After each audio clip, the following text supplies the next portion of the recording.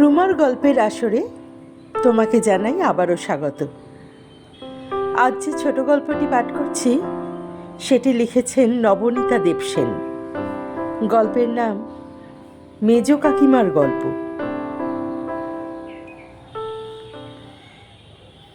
মেজ কাকিমার অনেক গল্প, কোনটা ছেড়ে কোনটা বলি। এই কালকেরটাই আগে বলা যাক। ছোট কাকু অফিস থেকে দুপুরে লাঞ্চ খেতে বাড়ি আসেন। সিঁড়ি দিয়ে উঠতে উঠতে জিজ্ঞেস করছেন, মেজ বৌদি, আমার কোনো চিঠি এসেছে? মেজ কাকিমা বললেন, চিঠি? তা তুমি আসছো না, আমি তো রান্না বান্না সেরে তোমার জন্যে বারান্দায় দাঁড়িয়ে আছি। দেখি পিয়ন আসে কি তুমি আসো। এমন সময় পাশের বাড়ির সোমার মায়ের দেখা পেলুম। সোমার মায়ের খবর তো জানো, তার ভাইয়ের চোখে অপারেশন হয়েছে, ম্যাড্রাসে গেছে। এই সময় আবার তার মায়ের হলো হার্ট অ্যাটাক, সেও হাসপাতালে। বেচারি একলা ভেবে ভেবে অস্থির। ম্যাড্রাসে ভাইয়ের খবর নেবে না পিজিতে মাকে দেখতে যাবে, সে এক বিতিকিচ্ছিরি অবস্থা। তা সোমা অবশ্যই খুব শক্ত মেয়ে। ছোটবেলা থেকে পিতৃহীন হলে লোকে অমনি শক্ত হয়ে যায়। সে বললে, মা, তোমাকে ম্যাড্রাসের কথা ভাবতে হবে না, তুমি পিজিতেই যাও। কি সুবুদ্ধি ভেবে দেখো একবার ঠাকুরপো, অতটুকুনি মেয়ে, কলেজে পড়ছে মান্তুর। তারপর সোমার মা তো চলে গেল। আমি ভাবলুম সোমার জন্য তো পাত্তর দেখা উচিত এবার, মেয়ে বেশ বড় হয়ে গেছে। রাস্তা দিয়ে উমেশবাবু যাচ্ছিলেন, দেখেই মনে হলো উমেশবাবুর 4 ছেলের তো এখনো বিয়ে হয়নি। বিলেত না আমেরিকায়, খড়গপুরে না দুর্গাপুরে, কোথায় না কোথায় যেন 4টে ছেলেই দূরে দূরে সব ছড়িয়ে ছিটিয়ে রয়েছে। কোনোটা পড়ছে, কোনোটা বা চাকরি করছে। কে যে কেমন পাত্তর হয়েছে ঠিক জানি না। উমেশবাবুকেই বরং ডেকে জিজ্ঞেস করি। তা উমেশবাবু তখন পোস্ট অফিসে যাচ্ছিলেন বিলেতের না আমেরিকার চিঠি ডাকে দিতে। তাকে বলে দিলুম ওই সঙ্গে আমার জন্য খান 2 পোস্টকার্ড এনে দিতে। বললুম, দাঁড়ান, 30টা পয়সা নিয়ে যান। তা উনিও দাঁড়াবেন না, আমিও ছাড়ব না।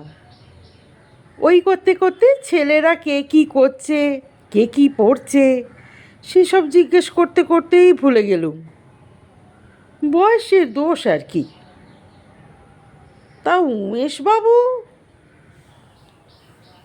ছোট কাকু ডাল শেষ করে চচ্চড়ি মাখতে মাখতে বললেন, মেজ বৌদি, আমার কি কোনো চিঠি এসেছে? সেই কথাই তো বলছি, তা পিয়নেরও দেখা নেই, তোমারও দেখা নেই। বারান্দায় দাঁড়িয়ে দাঁড়িয়ে ভাবলুম মাথায় তেলটা মেখে নিই। তা তেলের যা অবস্থা হয়েছে, জবা কুসুম ক্যান্থারাইডিন তো মাখিনি, একদম প্লেন নারকেল তেল। তাতেই কি খরচা। মাঝে মাঝেই ভাবি, দূর ছাই, চুলে তেল দেওয়াই ছেড়ে দেব। তা পাকা কাঁচা যাই হোক, 4টিখানি চুল তো আছেই মাথায়। তেল না দিলে মাথা যেন ফেটে যায়। রাগ করে 2 দিন তেল না মাখলেই প্রেশার চড়ে যায়, সে আরেক কেলেঙ্কারি। তো আজকাল সিঙ্গি মার্কা বদল করে প্যারাশুট মার্কা কিনছিলুম, এখন আবার সেটাও বদল করতে হবে। এবার মাছের কাঁটা বাছতে বাছতে কাকু বললেন, মেজ বৌদি, আমার কোনো চিঠি এসেছে? চিরপ্রশান্ত চিরসুস্থির ছোট কাকু ধৈর্য ভরেই প্রশ্ন করেন। আহা, সেই কথাই তো হচ্ছে, এতটুকুতে এত অধৈর্য হলে চলবে কেন? ওই চিঠির কথাই তো হচ্ছে। তো আমি ভাবলুম পিয়নের তো দেখা নেই, বরং তেলটা একটু চাঁদিতে ঘষেই নিই। তারপর তেল মাখতে মাখতে দেখি কি সর্বনাশ! ও বাড়ির চাঁদুর ছেলেটা ন্যাড়া ছাদে ঘুড়ি ওড়াচ্ছে। ওরে বাবা রে, এই ন্যাড়া ছাদের ঘুড়ি ওড়ানোর মতন এত দূর ডেঞ্জারাস খেলা আর নেই। আমি তো অমনি চেঁচাতে শুরু করেছি, ও চাঁদু, তোর ছেলে যে পড়ে মলো রে, কী করছিস? আগে ছেলেকে নামা। তা চাঁদু বাড়ি ছিল না। সকালবেলায় এই সময় অবশ্যই সে থাকে না কোনো দিনই, তার তো রোজই অফিস। সেই সুযোগেই ছেলেটা ছাদে উঠেছে। তাদের স্কুল সব কিনা বন্ধ, গরমে ছুটি নিয়েছে। এর মধ্যেই স্কুলগুলো যে কটা দিনই বা খোলা থাকে আর কটা দিনই বন্ধ। মেজ বৌদি, ছোট কাকু কাঁচা আমের ফটিক ঝোলে চুমুক দিয়ে গোঁফ ঝাড়তে ঝাড়তে বললেন, আমার কি কোনো চিঠিপত্র এসেছে? আহা, চিঠির কথা বলছি না তো আর কি বলছি।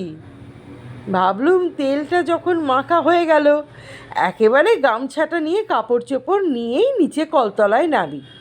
তোমার ডাক বাক্সটাও দেখা হবে, চানটাও সারা হবে। এমন সময় সাবির টেলিফোন এলো। সাবির শাশুড়ি যায় যায় জানোই তো, সাবিদের বাড়ি টেলিফোন নেই, খবর যা কিছু এখানেই দেয়। আমি তখন আর কি করি, কেমন করে সাবিকে ডেকে পাঠাই? ঘরে তো কেউই নেই। তখন বললুম, তা খবরটা বরং আমাকেই দিয়ে দাও। দুপুরবেলা যখন ছোট ঠাকুরপো ভাত খেতে আসবে, তার হাতে সাবিকে খবর দিয়ে দেব। তা হাতে তেল নিয়ে ফোন ধরা যদি বা যায়, কলম ধরা বড়ই শক্ত। তখন সাবির দেওরকে বললুম, ধরো, তেল হাতটা ধুয়ে আসি। দইয়ের বাটিটা মাটিতে নামিয়ে রেখে ছোট কাকু বললেন, মেজ বৌদি, আমার কি কোনো চিঠি? আহা, শোনোই না সবটা।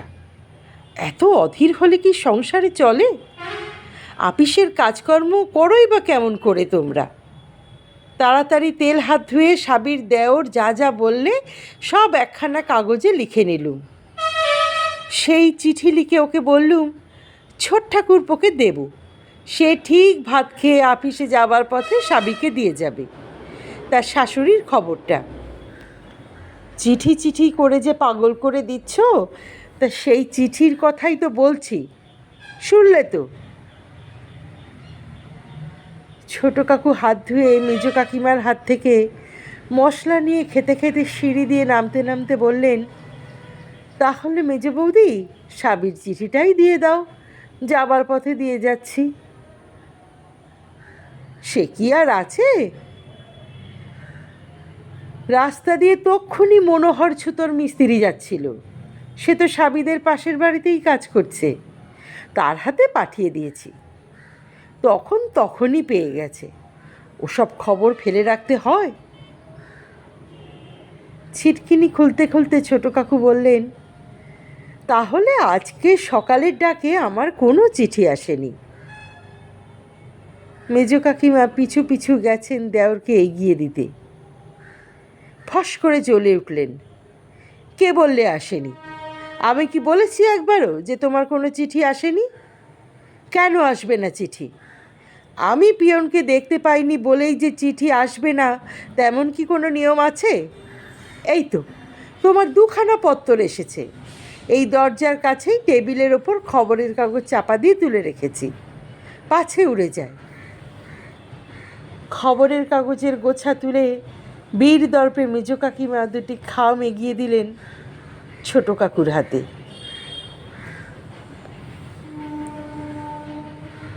কেউ যদি কড়া নেড়েছে তবে আর তার রক্ষে নেই। অমনি মেজ কাকিমা চেঁচাবেন, বৌমা বৌমা, মিষ্টি আনো, শরবত করো। অতিথি নারায়ণকে অমনি ফেরাতে নেই। তারপর তো দরজা খোলা হলো। মেজ কাকিমা ছুটে এসে মোড়া পেতে দিয়ে পাখা খুলে বলবেন, কাকে চাই আপনার? যদি অচেনা হয় তবু বৌমা শরবত করেই মিষ্টি আনাও। তিনি হয়তো কোনো সেলস রিপ্রেজেন্টেটিভ, ভাব দেখে লজ্জা পাচ্ছেন। এখন অতিথি বলতে সব বাড়িতে এরাই প্রধান। এরোপ্লেনের সুটকেস, ইলেকট্রিকের ঝাঁটা বালতি, গ্যাসের উনুন, বাসনকোসন, তেল, সাবান, খাবার দাবার কী না আনেন এরা, এমনকি অন্তর্বাস পর্যন্ত। মেজো কাকিমার সব কিছুই দেখা চাই, শোনা চাই। তারপর অতিথিকে মিষ্টির থালা দিয়ে শরবত খাইয়ে জিনিসপত্র কিনে বিদায় করা চাই। জিনিসপত্র লাগুক না লাগুক মেজো কাকিমা কিনবেনই, যদি না বড্ড বেশি দামি হয়। শখানেকের মধ্যে হলে তাকে খালি হাতে ফিরতে হবে না এই বাড়ি থেকে। মেজো কাকিমার কল্যাণে বাড়ি খেলো সাবানে, জোলো ফিনাইলে, বেফিট অন্তর্বাসে, স্যানিটারি ন্যাপকিনে, শ্যাম্পুতে, পাউডারে, ম্যাগিতে, বোর্নভিটাতে ভর্তি। অতিথিকে ফেরাতে কষ্ট হয় মেজো কাকিমার। এত রোদ্দুরে, আহারে, লোকের দৌড়ে দৌড়ে ঘুরছে, ওদের বুঝি কষ্ট হয় না? কিছু না কিনলে চলবে কেন? আজ দরকার নেই, কাল হবে। যাকে রাখো সেই রাখে। মেজো কাকিমার লক্ষ্মীর ভাণ্ডার। বড় বৌদিদির মতন এমন পুত্রবধূ জগতে হয় না। বড় বৌদির সহ্যের সীমা নেই, ভালোবাসার অন্ত নেই। আমরা অধৈর্য হয়ে যাই, বৌদি শুধু হাসেন। দাদার মৃত্যুর পর থেকে বড় বৌদি একদম একা। দিনের বেলাতে স্কুলে পড়ান, আর বাকি সময়টা মেজো কাকিমাকে নিয়ে। মেজো কাকিমা তার অতিথিদের গলা নিচু করে বলেন, বড় বৌমা আবার একটু কৃপণ আছে, ছোট্ট ছোট্ট গেলাসে শরবত দেয়, 8 আনা দামের রসগোল্লা আনায়, তবু দেয় তো। আমার মেয়ে হলে, ও বাবা, এ যদি সন্ধ্যারানী হতো কিচ্ছু দিত না। এই দিচ্ছি মা, দিচ্ছি করেই সন্ধে উতরে যেত, তোমরা চলে যেতে। চিরকাল কি কেউ জল খাবারের লোভে বসে থাকতে পারে? তখনও জল খাবারের আশায় বসে থাকা অথবা জল খাবার খেতে খেতে ব্যস্ত অতিথিরা এই অতি স্পষ্ট কথোপকথনে যার পর্ণে অস্বস্তি বোধ করেন, কিন্তু অনন্য পায় না খাইয়ে ছাড়বেনও না মেজো কাকিমা। লৌহ ভীম চূর্ণ করার মতো যত্ন তার। হ্যাঁ, সন্ধ্যা হলে বলতো, মা তোমার সবটাতেই বাড়াবাড়ি, এসেছে জিনিস বেচতে, তোমার আত্মীয় নয়, কুটুম নয়, জ্ঞাত পুত কেউ নয়, তাকে মিষ্টির থালা ধরে দেবার কি দরকার? আমি বলি, কি দরকার সেটা তুই কি বুঝবি রে সন্ধ্যা? বুঝি আমি, আর বোঝে তারা। আমার এতেই পুণ্যি। অতিথি অতিথি, কি জন্যে এসেছে, চাঁদা চাইতে না সাবান বেচতে, সে আমার জেনে কাজ নেই। যেই এ বাড়িতে পায়ের ধুলো দেবে সেই নারায়ণ, তাকে সেবা করা অবশ্য কর্তব্য। বক্তৃতার পর বেশিরভাগ ক্ষেত্রেই শুধু শরবত খেয়ে চলে যান, মিষ্টির থালায় হাত দেন না অতিথিরা। এ তো গেল অচেনা অতিথিদের বেলায়। যখন সত্যি চেনা লোক, মেজো কাকিমা উল্লসিত, এসো এসো বৌমা, খাবার সাজাও, বুলু বাচ্চু এসেছে, বৌমা খাবার থালাগুলো তুলে নাও, বুলু বাচ্চুকে হাত ধোবার জল দাও, ওরা এবার চলে যাক, ভীষণ ঝড় উঠবে মনে হচ্ছে, আর বসে কাজ নেই। অথবা বাচ্চু রাস্তায় গাড়ি পার্ক করে রেখেছে, কেউ না চুরি করে নিয়ে যায়, ওদের ছেড়ে দাও, ট্রামে বাসে ভীষণ ভিড় হয়ে যাবে এবার, ওদের এক্ষুনি না গেলে নয়। অথবা কার্তিক মাসের কাঁচা হিম লেগে যাবে মাথায় আরও দেরি করে গেলে। অথবা বুলুর মায়ের শরীর ভালো নয়, বেশিক্ষণ বাইরে থাকা উচিত নয় ওর। অথবা এই বেলা না গেলে রোদটা আরও চড়ে যাবে, ওরা বরং বেলাবেলি চলে যাক। মেজো কাকিমার ঝুড়িতে ওজনের সংখ্যা অগুন্তি। ঋতুমাফিক রোদ আসা, হিম লাগা, ঠান্ডা লাগা, ঝড় বৃষ্টি, চোর ডাকাত, নয়তো বাড়িতে মা শ্বশুর ছেলেপুলে নয়, তো চাকরি বাকরি নয়, তো গাড়িতে ভিড়, সেই সব অবধি গাড়ি চুরির ভয় পর্যন্ত দেখান মেজো কাকিমা। আত্মীয় বন্ধুদের খাওয়া হলেই আর 1 মিনিটও নয়, তক্ষুনি বিদায় করা চাই। বসতে দেন যতক্ষণ খুশি কেবল সেলস গার্ল সেলসম্যানদের। ওরা তো বেড়াতে আসেনি, কাজে এসেছে, ওদের কথাই আলাদা। সত্যি কথাই তো। এই যে এই কাপড়টা আর পরবো না বৌমা, তুলে রাখো। মেজো কাকিমার হাতে ফর্সা কালা পেরে শান্তিপুরি ধুতি একটি। মেজো কাকিমা বললেন, বড় বিশ্রী কাপড় এখানা বৌমা, এটা পরে বারান্দায় দাঁড়িয়েছিলাম, ওপাশে একখানা রিক্সা উল্টে বিয়েবাড়ির বাসন কোসন সব রাস্তায় ছড়িয়ে পড়ল। কি কাণ্ড বলো দেখি। ওই যে বাড়ুজ্জেদের বাড়ির বিয়ের ভিয়েন বসেছে, তার জন্যেই যাচ্ছিল মনে হয়। আসলে হয়েছে কি, একটা গাড়ি একটা কুকুরকে প্রায় চাপা দিচ্ছিল। যেই গাড়িটা এদিকে সরে এসেছে, অমনি এই বাসন ভর্তি রিক্সাটা উল্টে পড়ল। কেউ কাউকে ধাক্কা মারেনি, সব আপনি আপনি, সব এই কাপড়খানার জন্যে। সেদিনই এটা তুলে রাখা উচিত ছিল। মনে আছে, সেদিন এইটে পরেই ভাত খাচ্ছিল, আর বিন্দুর মা পা হড়কে পড়ে গেল কলতলাতে। বড় বৌদি কিছু বললেন না, তবে আর ওই আলমারিটাতে জায়গা কুলোচ্ছে না, ঠাসা হয়ে আছে অপয়া শাড়িতে। তা দিয়ে বাসনও কেনা চলবে না, অপয়া বাসন হয়ে যাবে সেসব, পড়াও চলবে না। মেজো কাকিমা চেনেন যে প্রত্যেকটা কাপড় তার মনে থাকে। এত অপয়া শাড়ি কি আর একদিনে জমেছে? তা নয়, 25 বছর ধরে জমেছে। মেজো কাকা মারা যাবার দিন থেকেই সেই প্রথম অপয়া শাড়ি বাছা শুরু হলো। যেটা পরা অবস্থায় মেজো কাকার মৃত্যু ঘটল, তারপর থেকে এই অপয়া ঘটনা বড্ড বেড়েছে। পাশের বাড়ির মেয়েটা যে গলায় দড়ি দিয়েছে শ্বশুরবাড়িতে গিয়ে, সেই খবরটা এই কাপড়টা পরেই শুনতে পেলুম। এটা বড্ড অপয়া। এই কাপড়টাই পরেছিলুম যেদিন পদ্মপুকুরে সেই ভীষণ মারামারিটা হলো। এই কাপড়টা আমি পরেছিলুম যেদিন মিত্তিরদের কর্তাগিন্নিতে বেদম ঝগড়া হয়েছিল। গিন্নি বাপের বাড়ি চলে গিয়েছিলেন চিরদিনের জন্যে। শেষে মিত্তির মশাই নিজে গিয়ে বহু সাধ্য সাধনা করে 10 দিনে ফেরত আনলেন। এরকম কত কত।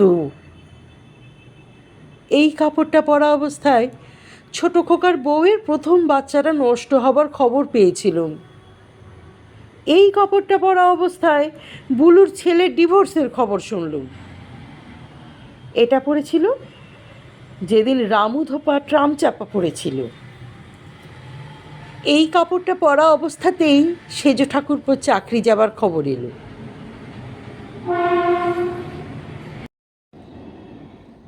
এই কাপড়টাই পরেছিলুম যখন রেডিওতে ইন্দিরা গান্ধীর মৃত্যু সংবাদ দিলে। এমনই নেহেরুর মৃত্যু সংবাদের শাড়ি, উত্তম কুমারের মৃত্যুদিনের শাড়ি, ভোলাদেব প্লেন বিপর্যয়ের শাড়ি, বিশুর ঠাকুমার পা পিছলে কোমর ভাঙবার দিনের শাড়ি, পাড়ার ভূত কুকুর চাপা পড়বার দিনের শাড়ি, দিজুর বাবাকে পুলিশে ধরবার দিনের শাড়ি, শুভেন্দুর বাড়িওয়ালার হুজ্জতি করার দিনের কাপড়, প্রতিমার ফেল করার দিনের, ফেলুর শ্বশুরের হার্ট অ্যাটাক হবার রাত্রিরের, বেঁটে শিবুর নামে হুলিয়া বেরোনোর দিনের, ফুলবাগানের বাড়িতে চুরি হবার দিনের, দেওঘরের বাড়ি বিক্রি হয়ে যাবার দিনের, সরোজের বউয়ের পালিয়ে যাবার দিনের, কুমারের বাপের পক্ষাঘাত হবার দিনের। এরকম অজস্র মন্দ দিন রাতের স্মৃতিতে ভর্তি মেজো কাকিমার অপয়া শাড়ির আলমারিটা। বড় বৌদি মাঝে মাঝে পুরনো দুটো একটা চুপি চুপি বের করে বিলিয়ে দেন আমাদের। আমরাও চুপি চুপি ছাপিয়ে নিয়ে পড়ি, নইলে জায়গায় আঁটবে কেন। অপয়া ঘটনা তো জগৎ জুড়ে রোজই ঘটছে। কানপুরে 3টে কচি কচি মেয়ের গলায় দড়ি দেবার দিনের শাড়িটাও ওতে উঠে গেছে। সকালবেলা উঠেই কাগজে ওই ছবি দেখার পরও সে কাপড় কি আর পরা সম্ভব? যে কোনো মানুষের পক্ষেই।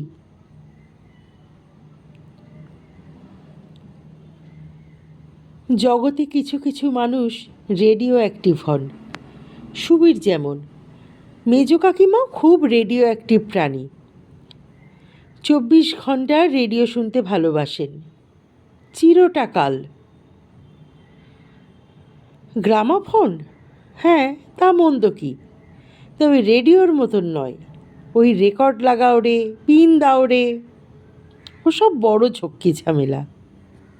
এই সেদিনের ঘটনা। আমাকে দেখেই হঠাৎ বলে উঠলেন, আরে তুমি এই সময় এখানে কেন? আমি তো অবাক। আমি বললাম, কেন? উনি বললেন, জানো না, বিরাট ঝড় উঠবে এই এত ঝড় বাদলে। কিন্তু এত ঝড় বাদলের বাইরে থাকলে তোমার শাশুড়ি ভাববেন তুমি বাড়ি যাও। কোথায় ঝড় বাদল? শুকনো তো। আসছে, ভয়ঙ্কর ঝড় আসছে। মোটেই আসছে না, বাইরে পরিষ্কার আকাশ, খটখটে। আমি তো এই এলুম বাইরে থেকে। রেডিওতে বলেছে, সতর্কবাণী দিয়েছে, তুমি জানবে কোত্থেকে? তোমরা তো রেডিও শুনবে না। প্রবল বান ডেকেছে, এখানেও এলো বলে। কোথায় বান? অন্ধ্রে না বাংলাদেশে? এই দুটো দেশকে প্রতি বছর সমুদ্র একবার করে মার দিয়ে যায়। শয়ে শয়ে পশু পাখি, ঘরবাড়ি সমেত মানুষ মরে। অন্ধ্র আর চাটগাঁ ছাড়া কি আর দেশ নেই? প্রচণ্ড বন্যা হয়েছে চীনে। চীন তো আমাদের গায়ের ওপর। চীনে ঝড়ঝঞ্ঝা মানে সেটা কলকাতাতে এসে পড়ল বলে। মেজো কাকিমা দ্রুত হাতে জানালা বন্ধ করতে থাকেন। চীনের ঝড়, সাবধান হওয়া দরকার। বড় বৌদি চুপি চুপি বলেন, চীনে তো ভালো, হনলুলুতে ঝড় হয়েছিল। রেডিওতে শুনেই তো মা ছাদ থেকে সমস্ত ভিজে কাপড় তুলে ফেললেন। আর ফ্লোরিডাতে সেই যে একটা সাইক্লোন এসেছিল, তার নাম ওরা দিয়েছিল সোনিয়া। তাই থেকে মার ধারণা হয়েছে কে জানে। রেডিওতে সোনিয়া নাম উচ্চারণ হলেই দৌড়ে গিয়ে জানালা দরজা বন্ধ করেন। টেলিভিশনটাকে মেজো কাকিমা এখনও মেনে নিতে পারেননি। টেলিভিশনের ঘরে উনি ঢোকেনই না। কেবল রামায়ণ হলে শুধু ওটা দেখতেই ইদানিং যাচ্ছেন। টিভিকে রেডিওর সতীন বলে মনে করেন মেজো কাকিমা। টিভির ওপরে মনে মনে তাই তার রাগ। টিভি এসে রেডিওর যেন মানমর্যাদা নষ্ট করেছে। ছোট কাকুর মতো বড় বৌদিও মেজো কাকিমাকে স্নেহের প্রশ্রয় দেন। তার সব অযৌক্তিক কাণ্ড কারখানাই মেনে নেন আর হাসেন। আশ্চর্য মানুষ বৌদি। মেজো কাকিমা খুব ভক্তিমতী। মেজো কাকিমার ইচ্ছে আমরাও সকলে ভক্তিমতী হই, কিন্তু কাউকেই মানাতে পারেননি। এমনকি ওর ওই অদ্বিতীয় স্বেচ্ছাসেবিকা ওয়ান ওম্যান ভলান্টিয়ার ফোর্স বড় বৌদিকেও না। রাত্রে 7:30 8টার মধ্যে খেয়ে দিয়ে খোলা রেডিওর পাশে শুয়ে মেজো কাকিমা ঘুমিয়ে পড়েন। আর 11টায় রেডিও বন্ধ হলেই উঠে পড়েন। বড় বৌদি ততক্ষণে স্কুলের খাতা টাতা দেখে সবে এসে শুয়েছেন। মেজো কাকিমাকে রাত্রে দেখতে হয়, পাশে একজনের না শুলেই নয়। ওর বয়স যদিও 70 হয়নি, কিন্তু হার্টটা ভালো নয়। 2বার অ্যাটাক হয়ে গেছে, পেসমেকার বসানো আছে। সে আরেক গল্প। ঘুম থেকে উঠেই মেজো কাকিমা ঘড়ি দেখেন, তারপর ডাকেন, ও বৌমা, বৌমা ঘুমোলে? বলি, ঘুমোলে নাকি? ঘুমোলে? বড় বৌদি বলেন, কি মা, কিছু বলছেন? না মা না, কিচ্ছু বলিনি, বলছি ঘুমো, ঘুম তোমার দরকার। সারাদিন খেটে খুটে আসো, বাড়িতেও তো বুড়ি শাশুড়িটাকে নিয়ে তোমার বিশ্রাম নেই। ঘুমো মা, ঘুমো। ঘুম না হলে তোমার শরীর দেবে কেন? এত কাজ মানুষে পারে? ঘরে খাটনি, আবার বাইরে খাটনি। বিশ্রামের সময় বলতে তো এই রাতটুকুনি। তা না ঘুমোলে কি চলে মা? তাই বলছি ঘুমো, ঘুমিয়ে পড়ো। ঘুম মানুষের দেহে খাদ্য পথ্য ওষুধের মতোই জরুরি, ওটা তোমার দরকার। বড় বৌদি চুপ করে শুয়ে থাকেন, উত্তর দেন না। বৌমা, বৌমা, বলি সত্যি সত্যি ঘুমিয়ে পড়লে নাকি? হ্যাঁ, এই যে দেখি সত্যি সত্যি ঘুমিয়ে পড়েছে, তেষ্টা পেয়েছে। বৌমা, জল খাবো। বৌমা যে ঘুমোননি তাও প্রমাণ হয়ে যায়।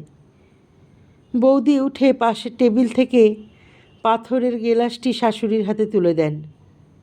মেজ কাকিমা বলেন, না শুয়ে পড়ো, ঘুম তোমার দরকার। বৌদি হাসতে হাসতে শুয়ে পড়েন, একসময় ঘুমিয়েও পড়েন। মেজ কাকিমার মুখে নানান গল্প শুনতে শুনতেই। মেজ কাকিমা ঘুমোন না, দাদার ছেলেবেলার গল্প করেন বৌদির কাছে। মেজ কাকিমার ওই একই ছেলে ছিল, আর একটি মেয়ে আছে, বোম্বেতে থাকে। তার ছেলেবেলার গল্পও শুনতে হয় বৌদিকে। তারপর ভোর 3টে বাজতে বাজতেই ঘড়ি ধরে, বৌমা, বৌমা, উঠে পড়ো, ওঠো ওঠো, শিগগির বাথরুমে যাও, হিসি করে এসো, নইলে শরীর খারাপ হবে যে। এতক্ষণ বাথরুমে না গিয়ে থাকতে হয়, শরীরের বিষ শরীরে বসে যাবে যে। ওঠো, বাথরুমে যাও, কিডনি শেষ হয়ে যাবে, যাও বাথরুমে যাও। আপনি যাবেন না? চলুন, আমি আলো জ্বেলে দিচ্ছি। আমি তো যাবই, সে কথা হচ্ছে না, আমি বলছি তুমি যাও। এই যে তোমার একটানা ঘুমোনো বাথরুমে না গিয়ে, এটা কিন্তু স্বাস্থ্যের পক্ষে একটুও ভালো না, খুব খারাপ অভ্যেস। মেজ কাকিমার অনুরোধ মাফিক বড় বৌদির স্বাস্থ্য রক্ষার প্রথম পর্ব শেষ হয়। বৌদি ফের ঘুমোতে যান। 4টে বাজে দেয়াল ঘড়িতে। মেজ কাকিমা ডাকেন, বড় বৌমা, বড় বৌমা, ওঠো মামনি, ওঠো, 4টে বেজে গেল যে। বড় বাইরে ফিরে আসবে না, এরপর যে অনিয়ম হয়ে যাবে। শরীর শুদ্ধি না করলে কি চলে মা? যাও, বড় বাইরে যাও, 4টে বেজে গেছে। মেজ কাকিমার একেবারে কড়া নিয়ম। বড় বৌদির ইচ্ছে অনিচ্ছে বা শারীরিক প্রয়োজন তার বাথরুমে যাবার কোনো ভিত্তিই হতে পারে না। এ ব্যাপারে মেজ কাকিমার ঘড়ি দেখাই সর্বাগ্নে বিবেচ্য। এতে বড় বৌদির হাসি মোছে না। বাথরুম থেকে এসে বৌদি আবার শুতে চেষ্টা করেন। মেজ কাকিমার নাম হওয়া উচিত ছিল কমলি, উনি নেহি ছড়েগি।